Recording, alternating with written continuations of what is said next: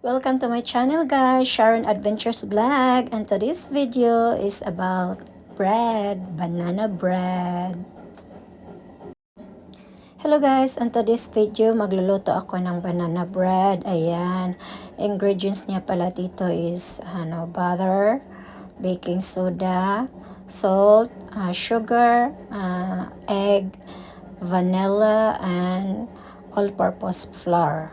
So, ayan, nilagay na natin lahat dito sa lagayan. Bago nyo pala ilagay sa paglutuan nyo, lagyan nyo ng konting oil. Ipahid nyo lang yung konting oil.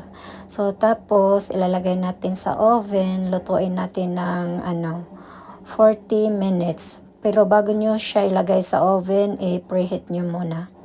So, ayan guys, naka-ready na siya. Ayan.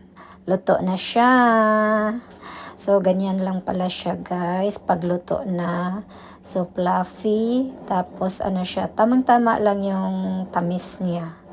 So, ayan. May pang-breakfast na ako bukas. Ayan. Ito nga pala pangalawang luto ko na to. At saka, finally, na-perfect ko na yung luto ko na banana bread. Thank you for watching.